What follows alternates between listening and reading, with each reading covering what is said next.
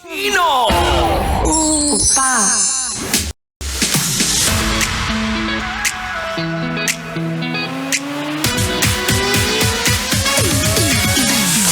And yes mga mahal, ako'y nagbabalik. Of course, your spicy opal nagkape pa. Imagine nyo gabi na pero nagkape pa ako. Anyway, mahal, balik na tayo sa usapang micro-cheating. Ito yung sinasabi natin na talaga nga namang nagloloko na yan pero in a subtle way. Na minsan akala mo harmless pero kapag eventually malalaman mong ito yung cause ng lamat ng relasyon nyo. Yun yung micro-cheating. At dahil sobrang in love ka, nagiging bulag ka na. At hindi mo napapansin itong mga to. 'Di ba? Kaya tonight, sabi ko kanina, ibibigay ko ang 3 uri ng micro-cheating na kadalasang hindi mo nahahalata. Oo, ganyan ka karupok, ganyan ka kaengot kapag ikaw in love. 'Di ba? O, recap na tayo, mahal. Sabi ko kanina, una, micro-cheating na yan kapag the moves sa social media. Ito yung sinasabi natin na mahalaga ang digital footprint ng inyong mga karelasyon. Bakit? Uso ngayon yung mga secret chat, yung mga mag-PM privately sa ibang tao, sa babae o sa lalaki na talaga nga namang parang binata o dalaga pa sila. Diba? Ito na yung masasabi natin na madalas kausap niya yung mga tao kapag ikaw ay tulog na. Imagine mo mag-good night sa'yo tapos may kausap pala. Ano? Diba? Parang may tinatago sa partner at talagang minsan nagbubura pa yan ng messages. O, diba? At kapag nahuli mo, sasabihin, sorry mahal, binura ko ang message ko kasi alam kong kapag nabasa mo magagalit ka. Utang na loob!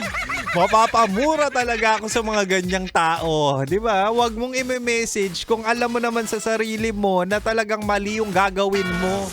Itong mga manlulokong to. Di ba? Ano pa, yung mga nagla-like or nag-heart sa mga post, lalo na kapag daring, yung mga naka-topless, two-piece, di ba kapag nakita mo yung jowa mo, yung pangalan ng jowa mo, laging naka-share, laging naka-like, ay nako, pinagnanasahan niya na yan. Doon na tayo sa totoo. Di ba, that's micro-cheating, mahal. Huwag kayong papayag, nang gigigil ako. At ang pangalawa, sabi ko rin kanina, mahal, micro-cheating na yan kapag may emotional sharing sa ibang tao. Ano pang silbi at naging jowa ka?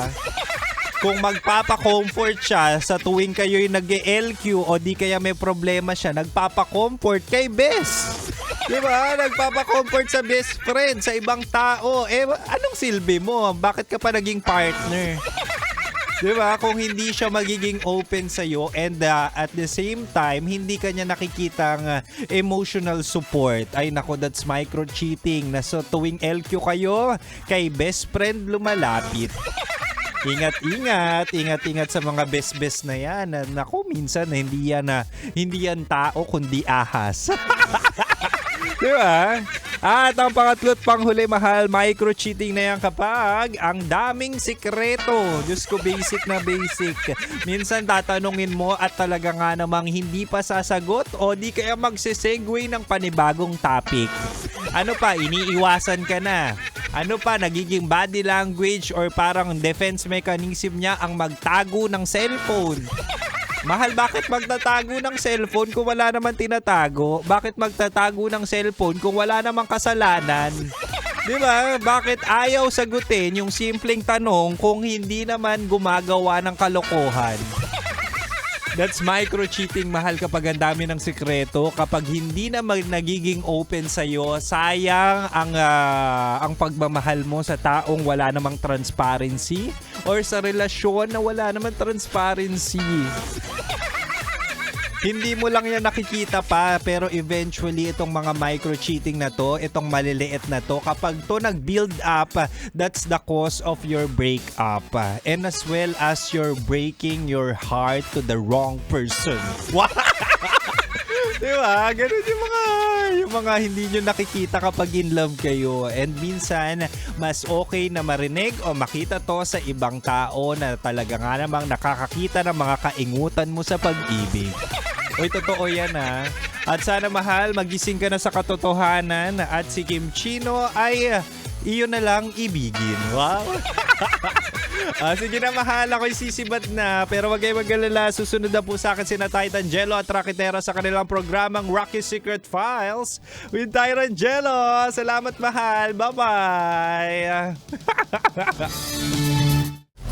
Metro's #1 Love Radio. Basic!